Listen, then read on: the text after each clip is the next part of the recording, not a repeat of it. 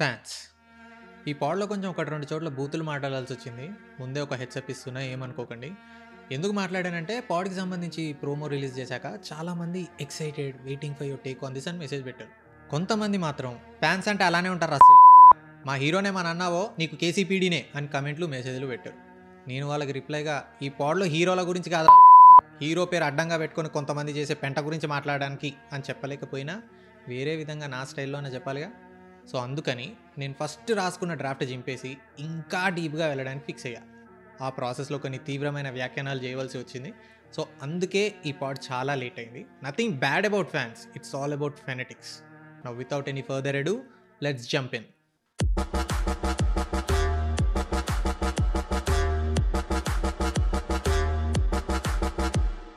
ముందుగా ఫ్యాన్స్ గురించి మాట్లాడే కంటే కొంచెం cinema and its impact on people గురించి మాట్లాడుకుందాం. ఇండియాలో మేజర్గా సినిమా అండ్ క్రికెట్ ఇంపాక్ట్ మామూలుగా ఉండదు. ఎందుకయ్యా అంటే చాలా కాలం వరకు మన బోరింగ్ అండ్ దయనిందనమైన బతుకుల నుంచి కొన్ని గంటలైనా బయటపడేసి మనల్ని హ్యాపీగా ఉంచింది ఇవే. Humans are obsessed with escapism through movies, books and art. అందుకే వాటిల్లో ఉండేవాళ్ళంటే ఒక ఇష్టం, అందులో చూపించేదే నిజం అని నమ్ముతూ వచ్చాం. ఎవరికా సినిమాలా చూస్తారు, అదే నిజమని ఎందుకు అనుకుంటారు అని నువ్వు అనుకోవచ్చు. As usual, let me tell you some real examples. One of the major story that had been made again and again is Ramayana. ప్రతి మూవీలో లక్ష్మణుడు సీతమ్మని సురక్షితంగా ఉంచడానికి లక్ష్మణ్ రేఖ గీస్తారని చూపిస్తారు. అందరం తరతరాలుగా అదే చూస్తూ వచ్చాం. కానీ ఒరిజినల్ వాల్మీకి రామాయణంలో అసలు లక్ష్మణుడు ఏ రేఖ గీసినట్టు మెన్షనే చేయలేదు తెలుసా. అది తులసీదాస్ రీరైట్ చేసినప్పుడు యాడ్ చేసిన సినారియోస్. సినిమాల్లో చూపించారని అదే జరిగినట్టుంది అని నమ్ముతూ వచ్చాం. చాలాసార్లు ఆడోళ్ళని లోపలే ఉంచండి అని చెప్పడానికి ఎగ్జాంపుల్గా ఈ లక్ష్మణ్ రేఖ వాడేశాం. బట్ ఇట్స్ ఓకే, మేజర్ స్టోరీలో అయితే ఎక్కడ తేడా లేదు కాబట్టి పడదు, అది లైట్ తీసుకుందాం. మహాభారతం చూద్దాం. కర్ణుడు త్యాగమూర్తిగా చూపిస్తారు, which in fact is according to the story. But నిండు సభలో ద్రౌపదిని స్ట్రిప్ చేయించమని దుర్యోధనుడికి ఐడియా ఇచ్చింది కర్ణుడే అని ఎవడికి తెలియదు. అది ఎక్కడ చూపించరు. చలో ఉన్నది చూపించకపోయినా పర్లేదు రాబాయ్, కానీ లేనిది ఉన్నట్టు ఊహించుకుంటేనే ప్రాబ్లం. మన దానవీర సూరకర్ణ సినిమా పుణ్యమా అని క్లైమాక్స్లో కర్ణుడు చనిపోయేటప్పుడు కృష్ణుడు వచ్చి అర్జునుడి కంటే కర్ణుడే గొప్పవాడు అని పొగడ్డం, రాంగ్ సైడ్లో ఉన్నాడనే కానీ చాలా మంచోడని చూపించడం వల్ల చాలామంది అదే ఫ్యాక్ట్ అని ఫిక్స్ అయిపోయారు. బట్ ఇవన్నీ యాక్చువల్ వ్యాస మహాభారతంలో లేవు. So this shows how movies impact and bend our reality. ఈ సినిమాల ఇంపాక్ట్ అనేది ఇప్పుడు ఎంత దూరం వెళ్ళిందంటే సినిమాలో మన హీరో ఏది చూపిస్తే అదే మన హీరో పర్సనల్ క్యారెక్టర్ అయి ఉండొచ్చు అని అనుకునేదాకా వచ్చింది. అరే చెప్పిందల్లా నమ్ముతున్నామని ఏది పడితే అది చెప్పకరా అని మీరు అనే లోపే let me give you some more examples again. మన డైరెక్టర్ కె విశ్వనాథ్ గారు ఆయన ఇచ్చిన ఒక ఇంటర్వ్యూలో చెప్పారు, శంకరాభరణం ప్రీమియర్ షో తమిళనాడులో వేసినప్పుడు జనాల రియాక్షన్స్ ఏంటో చూద్దామని కాస్ట్ అండ్ క్రూ అంతా థియేటర్ బయట వెయిట్ చేస్తున్నారంట. సినిమా అయ్యాక లీడ్ క్యారెక్టర్ ప్లే చేసిన సోమయాజులు గారు బయటే ఉన్నారని తెలిసి థియేటర్లో ఉన్న జనాలంతా విశ్వనాథ్ గారిని కూడా పక్కకు దోసుకొని వెళ్ళి సోమయాజులు గారి కాళ్ళ మీద పడడం. మీలాంటి వాళ్ళు ఉండాలి గురువు గారు అని మగాళ్ళు, మిమ్మల్ని చూసి మా జన్మ ధన్యం అయిపోయింది అని ఏడుస్తూ ఆడోళ్ళు. వీళ్ళందరినీ చూసి మన సోమయాజులు గారు ఏమిటయ్యా ఇది, ఏం జరుగుతుంది అని టెన్షన్లో ఆయన ఉక్కిరి బిక్కిరి అయిపోతుంటే లాస్ట్కి ఆ థియేటర్ ఓనర్ ఒక పంజాబీ గై సోమయాజులు గారిని థియేటర్ లోపలికి తీసుకెళ్ళి మీరు వచ్చి ప్రొజెక్టర్ పట్టుకోండి, నా థియేటర్ పావనం అయిపోతుంది అని ఆశీర్వాదం తీసుకున్నారంట. సో సినిమాని సినిమాలా చూస్తే ఇలా ఉంటుంది ఆ పరిస్థితి. అరే వాళ్ళు ఏదో క్యారెక్టర్ నచ్చి వాళ్ళ అభిమానాన్ని అలా తెలుపుకున్నారు, అంతేగాని జనాలు ఏం పిచ్చోళ్ళు కాదు, తెర మీద చూసినట్టే బయట ఉంటారు అని అనుకోవడానికి అని అంటావా? I agree. But next part of the story విను. మరి అదే సోమయాజులు గారు అప్పులప్పారావు మూవీలో సెకండ్ సెటప్ పెట్టుకొని ఉంటారు. అది చూసాక ఎవరికి డైజెస్ట్ కాలేదు. Every fan of him just vanished. His career was done just by playing that role. మరి ఇప్పుడేమంటావు? ఇది ఇంకా నయం, దీనికంటే డిజాస్టర్స్ ఉన్నాయి. మనందరికీ ఐరన్ లెగ్ శాస్త్రి గారు తెలుసు, కామెడీ క్యారెక్టర్లు చేసేవాళ్ళు. ఒకానొక పాయింట్లో పీపుల్ ఫ్రమ్ ద ఇండస్ట్రీ ఈయనది అసలే ఐరన్ లెగ్, ఈయన్ని పెట్టుకుంటే నిజంగానే బ్యాడ్ జరగచ్చు, సినిమాలు కూడా పోతాయి అని చెప్పి ఆయన రిజెక్ట్ చేసేవాళ్ళంట. క్యారెక్టర్ ఆర్టిస్టులు కొంచెం ఐటమ్ క్యారెక్టర్స్ చేసేవాళ్ళని వీళ్ళు సినిమాలో చూపించినట్టు ఐటమే ఉండొచ్చు అని చెప్పి ఇల్లు రెంట్కి ఇచ్చేవాళ్ళు కాదంట. సో దీన్ని బట్టి మనకు అర్థమైంది ఏంటి? People have a difficulty in separating the individual from the character they play. నువ్వు అన్నీ ఒకప్పటి ఎగ్జాంపుల్స్ చెప్తున్నావు, ఇప్పుడు జనాలు are educated, they are not doing like that అని అంటావా? నిన్న కాక మొన్న మన వెంకటేష్ మహా ఒక ఇంటర్వ్యూలో రాకీ బాయ్ అనే క్యారెక్టర్ని తిట్టాడు. బేసిక్గా ఒక ఇల్లీగల్ బిజినెస్లో ఇల్లీగల్గా ఎదిగిన ఒక వ్యక్తిని society is considering that character as a hero అని మనోడు తన బాధని వ్యక్తం చేసుకున్నాడు. కానీ జనాలు ఈడు మా యశ్ని తిట్టాడు అని ఇప్పటికీ బుల్లీ చేస్తూనే ఉన్నారు. సో ఇంతకంటే ఇంకా రీసెంట్ ఎగ్జాంపుల్స్ ఇవ్వలేను భయ్యా. Next there's this big debate going on. సినిమాలు సొసైటీని జనాల్ని ఎఫెక్ట్ చేస్తాయా? Film maker should have a freedom to show whatever he wants to show avoiding the censor rules అని నడుస్తుంది ఒకటి. నా దృష్టిలో సినిమా మనుషులపైన నెగిటివ్ ప్రభావితం చూపిస్తుంది, చూసేవాడు దేడి దిమాగ్గాడైతే. అన్ఫార్చునేట్లీ దేర్ ఆర్ మెనీ దేడి దిమాగ్స్ ఇన్ అవర్ సొసైటీ. అంటే ఇప్పుడు వాడు సినిమా చూసి ఏదో చేసేస్తాడని కాకపోయినా it brings certain validation to shit that he's doing. ఎలా చెప్తున్నా అంటే, అప్పట్లో 2 తెలుగు రాష్ట్రాలను ఊపేసిన ఒక ఇంటర్వ్యూ వచ్చింది. పరిటాల రవి గారిని చంపి మొద్దుసీని TV9కి ఇచ్చిన ఇంటర్వ్యూ. TV9 ఫేమస్ అయింది ఆ ఇంటర్వ్యూ తర్వాత. మనం అప్పుడు స్కూల్కి వెళ్ళే బచ్చాగాళ్ళం. ఆ ఇంటర్వ్యూ మొత్తం చూసినప్పుడు ఒకటి మాత్రం నాకు బాగా గుర్తుండిపోయింది. అదేంటంటే, మీరు కిరాయి కోసం హత్య చేశారా అంటే he start saying some shit and randomly అంతిమ తీర్పు అనే సినిమా చూసారా కృష్ణరాజు గారిది అని అడుగుతాడు. అందులో జైల్లో ఉన్న కృష్ణరాజు కళ్ళల్లో ఆనందం చూడాలని త్యాగరాజన్ అనే పాత్ర ప్రాణాలకు తెగించి రిస్క్ చేసి చచ్చిపోతాడు. మా సూరిబావ కళ్ళల్లో ఆనందం చూడడానికి నేను ఆ పాత్రలాగే చచ్చిపోవడానికి రెడీ అయ్యాను, సెన్సేషనల్ చేద్దామనుకున్నాను, బావ కోసం చంపేశాను. ఆ సినిమా నా మైండ్లో చాలా ఇంపాక్ట్ చేసింది అని అంటాడు. నేను చెప్పేది ఏంది మీరే చూడండి.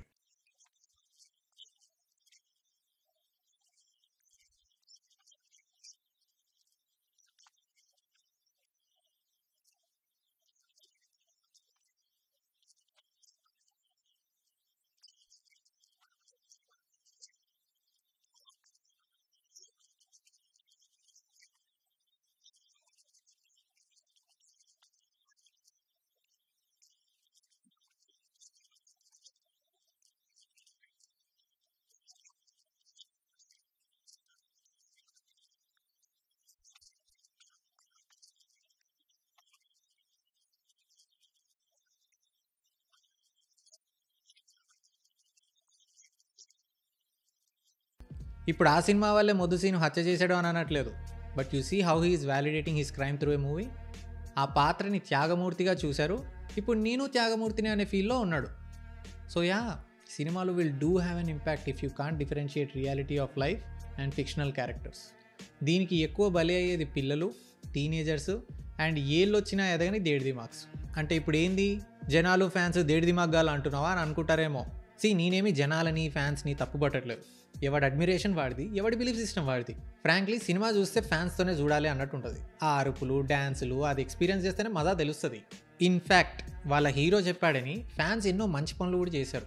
లైక్ చిరంజీవి గారి బ్లడ్ బ్యాంక్లో ఫ్యాన్స్ డొనేషన్ వల్ల కోవిడ్ టైంలో it saved like millions of lifes అంట. అలానే ఒకప్పుడు అత్తారింటికి దారేది మూవీ రిలీజ్ అవ్వకముందే ఫస్ట్ హాఫ్ లీక్ అయితే fans took the responsibility of not spreading it. ఎక్కడో కాదు, మా ఫ్రెండ్ గాడి ఫోన్లోనే ఆ లీక్డ్ వీడియో ఉంటే మా గ్యాంగ్లోనే ఉన్న ఒక పీకే ఫ్యాను ఆ ఫోన్ తీసుకొని ఫైల్ డిలీట్ చేసి తప్పు మావా అని అన్నాడు. మా ఏదో క్లాస్లో ప్రొఫెసర్ మాట అయినట్టు కాదు, అలాంటిది పవన్ కళ్యాణ్ మాట విని హీ డిడ్ సంథింగ్ గుడ్. అయితే ఇప్పుడు ఈ కథ అంతా ఎందుకు చెప్తున్నా అంటే, ఫ్యాన్స్ వల్ల ఎంత మంచి జరిగిందో ఐ సీ ఇట్. కానీ భక్తుల్లో అందభక్తులు ఉన్నట్టు ఫ్యాన్స్లో కూడా ఫెనటిక్స్ ఉంటారు. వాళ్ళతోటి ఉంటుంది పంచాయతీ ఎప్పుడు.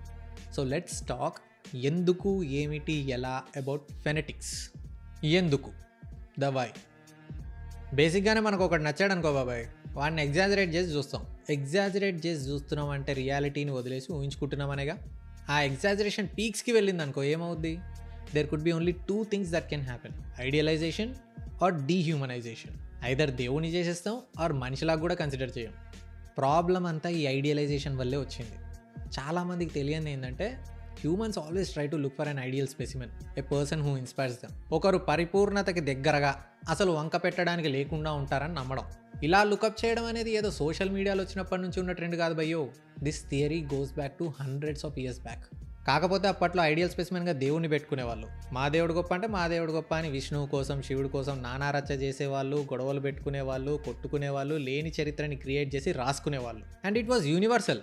Every religion did the same shit in the name of faith. ఇప్పుడు ఫెనటిక్స్ అభిమానం అనే పేరుతో ఏ ఉన్మాదంలో అయితే ఉన్నారో సేమ్ అదే టైప్లో ఉండేవాళ్ళు. అంధభక్తి అనే కాన్సెప్ట్కి పునాది అప్పట్లో ఉండే ఫెనటిక్సే వేశారు. అయితే టైం గడిచే కొద్ది టెక్నాలజీ పెరిగింది.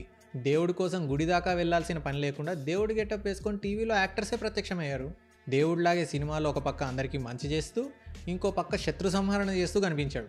కథం ఇంకా they started idealising the shit out of them.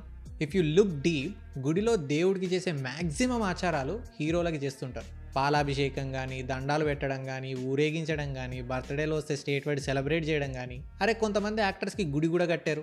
In fact అప్పట్లో తిరుపతికి వెళ్ళినప్పుడు వెంకటేశ్వర స్వామి దర్శనంతో పాటు ఎన్టీఆర్ దర్శనం కూడా చేసుకునే వాళ్ళంట. ఎన్టీఆర్ దర్శనానికి వెళ్ళాలి. ఈ బస్సు వెళ్తారా? ఎన్టీఆర్ దర్శనానికి వెళ్తుందమ్మా. ఎక్కడమ్మా ఎక్కడే? He's literally god for them. ఏది 2 రూపీస్కి కిలో బియ్యం ఇచ్చి మాకు ఆకలి లేకుండా చేశాడు, అలాంటప్పుడు జనాలు ఆయన్ని మా దేవుడు అని అనుకోవడంలో తప్పేముంది అని అనుకుంటారేమో. అలా ఉంటే బాగానే ఉండు. This was way before he entered politics. NTR బయోపిక్లో కూడా చూపించారనుకుంటా ఆ సీను. సో దీన్ని బట్టి మనకేమర్థమైంది?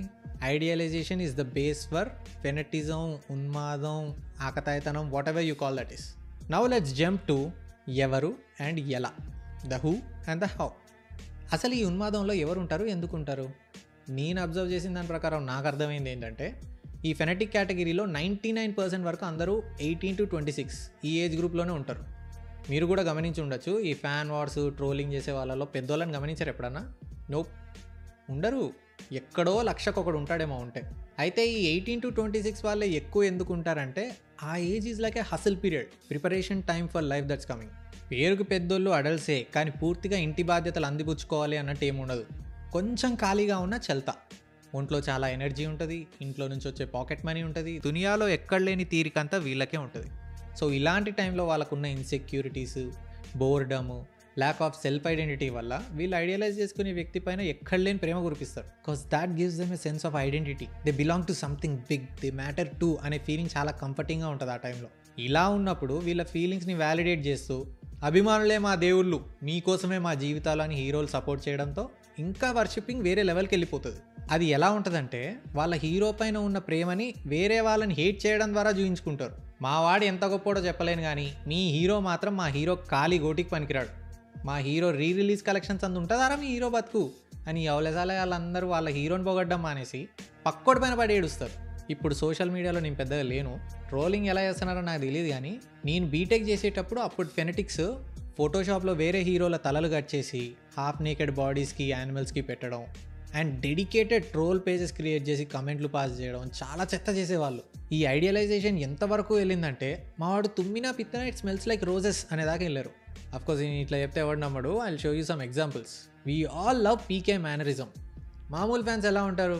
మా వాడు చెయ్యి అలా మెడపైకి తీసుకెళ్ళినప్పుడు ఉంటుందిరా చారి, ఒక స్టైల్ అండ్ యాటిట్యూడ్ ఉంటుందని ఫీల్ అవుతారు. Which is true. ముట్టిగానే హిట్ అవ్వలే కదా, అది జనాలకి నచ్చింది, చాలామంది ఫాలో కూడా అయ్యారు. కానీ ఫెనటిక్స్ ఎలా ఫీల్ అవుతారో తెలుసా? There's this post I remember from 2012. మెడలో వేగస్ అండ్ కరోటిడ్ నర్వ్స్ ఉంటాయంట, which control the blood pressure. He rubs those areas to remain calm and composed అని పెట్టారయ్యా. Another level. పవన్ కళ్యాణ్కి కూడా తెలియని విషయాన్ని వీళ్ళకి కన్వీనియంట్గా ఉందని ఫీల్ అయిపోయారు. బద్రీ ఏదో ఫంక్షన్లో వాడు ఎవరు ఏడిపిస్తుంటే ఇట్లా అన్నాను, ఏం చేయాలో తెలియక. అది నాకే తెలియదు, అది ఫ్యాషన్ అయింది. నేను అప్పటి నుంచి నేను చూసాను, ఈ చేయండి నాకే తెలియదు, ఏం చేయమంటావు ఇదాన్ని. నేను స్టార్ వర్షిపింగ్లో ఉండే పంచాయతీలు అన్నీ ఇలానే ఉంటాయి. బట్ స్టిల్ అప్పట్లో గబ్బర్ సింగ్ యూఫోరియాతో ఫెనటిక్స్ అందరూ ఇలా ఉన్నందుకు పెద్దగా ఆశ్చర్యం లేకపోయినా, this much more worse situation than that. ఏంటయ్యా అంటే, కళ్ళ ముందు ఉన్న నిజాన్ని కూడా నమ్మేవాళ్ళు కాదు. నాకు ఇంకా గుర్తు, 2013లో పవన్ కళ్యాణ్ మ్యారేజ్ చేసుకుంటే it became a big news అప్పట్లో. దానికి సంబంధించి ఒక మ్యారేజ్ సర్టిఫికేట్ మీడియాలో చూపిస్తుంటే, ఒక ఫ్యాన్ పేజ్ ఆ మ్యారేజ్ సర్టిఫికేట్లో అఫీషియల్ స్టాంప్ ఎక్కడుంది? ఫోటో ఐడీలు, ప్రూఫ్లు ఉండాలి కదా, అవి లేవే. కొన్నిదల పవన్ కళ్యాణ్ స్పెల్లింగ్ రాంగ్ అని చెప్పి they refuse to believe that their hero got married. తర్వాత పవన్ కళ్యాణే అఫీషియల్గా చెప్పేదాకా చల్లబడలేదు ఎవడు. ఇక రేణు దేశాయ్ గారు వీళ్ళ నుంచి వచ్చే కమెంట్స్కి ఎప్పుడు సఫర్ అవుతూ ఉన్నది చూస్తూనే వచ్చాం. అయితే వీళ్ళ వల్ల వేరే వాళ్ళు అన్కంఫర్టబుల్ ఫీల్ అయ్యారు అనేది ఆబ్వియస్లీ దేర్. బట్ హైలైట్ ఏంటంటే, వీళ్ళ సొంత హీరోలు కూడా సఫర్ అయ్యారు అండ్ అవుతున్నారు. దాని గురించి మాట్లాడదాం. ఐ థింక్ ప్రతి హీరోకి వాళ్ళ ఫ్యాన్స్ అందరిపైన రెస్పెక్ట్ ఉంటుందబ్బా. కానీ వాళ్ళకు ఉండే ఫెనటిక్స్ని అడ్రస్ చేయడం కానీ, కంట్రోల్లో ఉండండి అని చెప్పడం కానీ చాలా తక్కువ మంది చేశారు. The first one whom I saw doing that is Bunny. We need to truly appreciate him man. అప్పట్లో డైరెక్టర్ దాసరి నారాయణరావు గారు చనిపోయినప్పుడు Allu Arjun went to the place to pay his last respect to the director. అక్కడికి రీచ్ అయ్యాక సమయం సందర్భం లేకుండా ఫ్యాన్స్ అని చెప్పుకుని ఈ ఫెనటిక్స్ డీజే డీజే డీజే అని అరవడం స్టార్ట్ చేశారు. కామన్ సెన్స్ లేదు ఏదో వాళ్ళకి. But Bunny made them to shut up.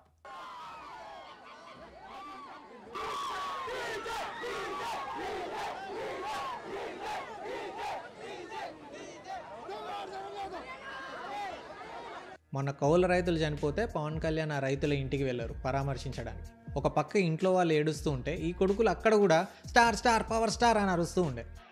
చనిపోయిన కౌలు రైతుల కోసం వచ్చాం, అరవకు, తగ్గించో, తగ్గో తగ్గో ఒక క్రమశిక్షణ లేకపోతే, ఒక కుటుంబంలో ఒక వ్యక్తి చనిపోతే దాన్ని మనం గౌరవించకపోతే నాకు అలాంటి అభిమానం నాకు అవసరం లేదమ్మా. నిజంగా మనస్ఫూర్తిగా చెప్తాను, మనస్ఫూర్తిగా అవసరం లేదు. ఇంకా ఆడియో ఫంక్షన్స్లో వచ్చి మీదడిపోవడం చూస్తూనే ఉంటాం. అరే how comfortable is my hero అనేది పట్టించుకోరు. బాలయ్య అందుకే కొడతాడంట వీళ్ళని తెలుసా. వచ్చి పట్టుకోవాలి అని ఏడబడితే ఆడ, ఎక్కడ పడితే అక్కడ గుంపులు గుంపులుగా వచ్చి జుట్టు లాగడం, వాచ్లు ఫోన్లు దొబ్బేయడం, బాల్స్ పట్టుకొని పిసికేయడం లాంటివి కూడా చేసే పర్వర్టెడ్ నా కొడుకులు ఉన్నారు. ప్రైవసీకి రెస్పెక్ట్ అనేది అసలు కన్సిడర్ కూడా చేయరు. Even Mahesh Babu had said this. అంటే it's good. I'm not saying it's not good. All enthusiasm, as fans, they have great enthusiasm. But over a point, it gets into your privacy. It's like they just chase you down with the phones. So the 24 hours, every day జరుగుతుంటే కొంచెం ఈ ఫోన్లు కెమెరాలు ఎందుకు వచ్చినాయి. మొన్న పవన్ కళ్యాణ్ గారు elections టైంలో ఎన్నిసార్లు కింద పడ్డారో. హీ రిక్వెస్టెడ్ దెమ్, మీ అభిమానం నాకు గాయాలను ఇస్తుంది, ప్లీజ్ ఇలా చేయకండి అని.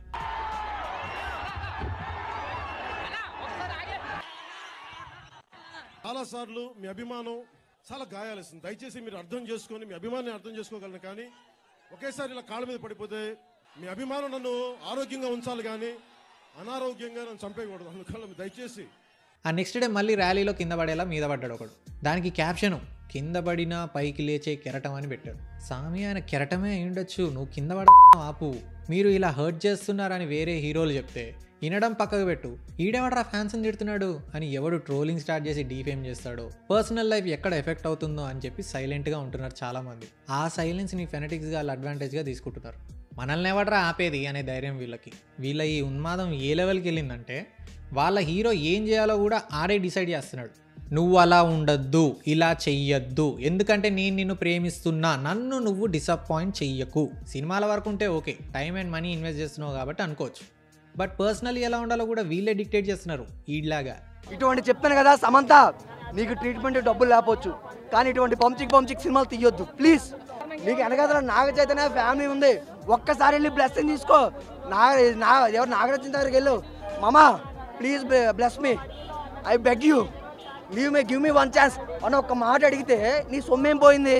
ఇగోలు నాగ చైతన్య గారు తీసుకెళ్ళిపోండి సార్, మార్చండి సార్, మీ దగ్గరికి వచ్చేస్తారు సార్, ఒక్క ఛాన్స్ ఇవ్వండి sir please please. I don't know what the fucking society, what's going on, still I don't believe. బేసిక్గానే ఆర్టిస్టులు చాలా సెన్సిటివ్ ఉంటారు. వీడు దాని మీద సమంత మ్యారిటల్ లైఫ్ గురించి, తన హెల్త్ ఇష్యూస్ గురించి కమెంట్లు. ఛాన్స్ లాగా ఏం చేస్తే ఏదో చేసుకుంటూ ఉంటది. ఉన్న ఇంటిని వదులుకొని అద్దెంటికి వెళ్ళడం అంటే అదే, ఉన్న దాంతో సంతృప్తి ఉండొచ్చు కదా, లేని దానికోసం వెళ్ళడం అవసరమా? బయట వచ్చి ఎలా నా ముందు కలిసి నాకు బాధ అనిపిస్తుంది. నీకేం చెప్తాను? నీకు బాధ వస్తుందా? చాలా పెద్ద కష్టం వచ్చిందిగా. ఆ హీరోయిన్ ఎట్టిపోతే నీకెందుకు రా చెప్పురా స్వామి అంటే ప్రతి ఒక్కరు చెప్పేటోడే. అండ్ అప్పట్లో ఇండియా మ్యాచ్ చూడడానికి అనుష్క వచ్చినందుకు ఆమె రావడం వల్లే బ్యాడ్ లక్ వచ్చింది, Kohli has to stop her coming to matches అని కూడా అన్నారు. That proves how much they own them in the name of love. ఇది ఒకటే కాదు, ఇక క్రికెట్ ఫెనటిక్స్ గురించి చెప్పాల్సి వస్తే ఇది ఇంకా పెద్ద పంచాయతీ అవుతుంది. But I will only say just one thing, most of the cricket grounds in the world won't have a fence around them. కానీ ఇండియాలో మాత్రం they have a cage to prevent people from coming on to the grounds. That explains what we are. అంటే బయట వాళ్ళకి మనకున్నంత పిచ్చలేక కాదు, they respect that individual space. That's the major difference between fans and fanatics. Now let's talk about one fool. చాలా వరకు అందరూ మా వాడి సినిమా ఆడాలి, మేము రచ్చ చేయాలి అన్నట్టు ఉంటారు, విచ్ ఇస్ గుడ్. అల్టిమేట్లీ మనోడు మన సినిమా బాగుండాలి. కానీ there will always be that one fool whose whole work is to make a scene. కొంచెం క్లోజ్గా అబ్జర్వ్ చేస్తే you can spot such registered workers out there. నేను అబ్జర్వ్ చేసిన వాళ్ళని చూపిస్తా. ఐమాక్స్ దగ్గర we see fan fights, right? You see these guys.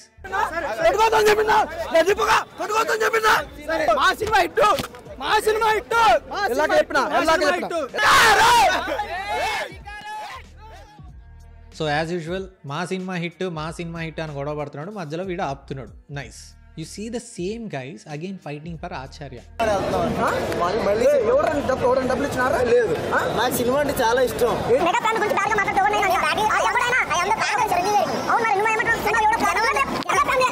You see them again for Godfather.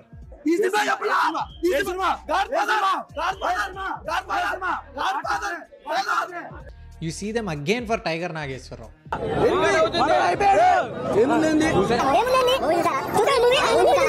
ఈ హౌలేగాలని చూసి జెన్యూన్ ఫ్యాన్స్ ఇన్వాల్వ్ అయిపోయి వాళ్ళు గొడవ పడుతున్నారు. అండ్ అన్న ముందు సినిమా బాగాలేదని ఎవరు అనద్దంట. ఎవడన్నా అంటే అక్కడ ప్రత్యక్షం అవుతాడు, సినిమా ఎలా బాగాలేదంటావురా అని. దేనికి యావరేజ్? నువ్వు నా ఫీలింగ్స్ నువ్వే చెప్పేస్తే సినిమా బాగున్నప్పుడు కూడా బాగాలేదని ఎవడన్నా అంటే మాత్రం తాట తీస్తా తొక్కుతా. ఇక్కడ ఎవరైనా సంబంధం లేదు. ఇక్కడ ఐమాక్స్ ఉరి తీస్తా ఆవదంతో కొరగా. నీకు తెలుసా ఒక సినిమా తీయాలంటే అంత మొట్ట కూడా వాళ్ళు మినిమం 2-3 సంవత్సరాలు పడుతుంది ఇప్పుడు సినిమా తీయాలంటే. కోట్లు పెడతారు, కోట్లు చెప్తారు అప్పుడు సినిమా గురించి నెగిటివ్ చెప్పావు అనుకో,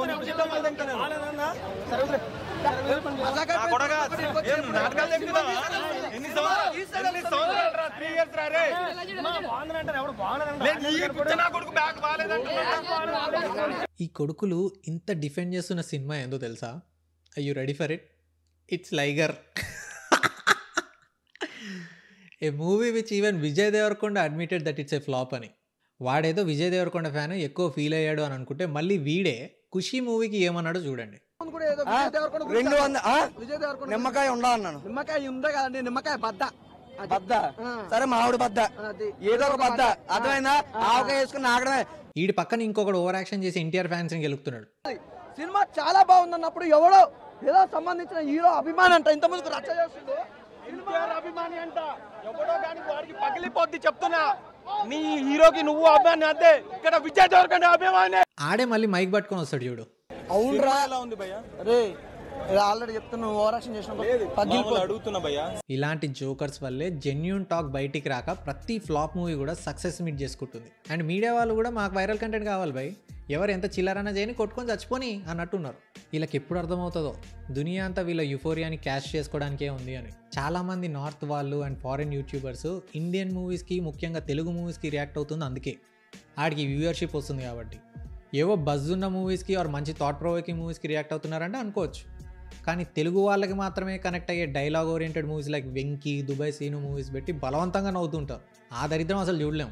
అండ్ ఎవడైనా మన మూవీస్కి నెగిటివ్గా క్రిటిసైజ్ చేస్తే సమ్ ఫూల్స్ పని కట్టుకొని మరి వాడిని వేసుకుంటారు, ఆ వీడియోని రిపోర్ట్ చేస్తారు. This famous VFX channel called Corridor Crew అని, which had some genuine concerns on movie Saaho.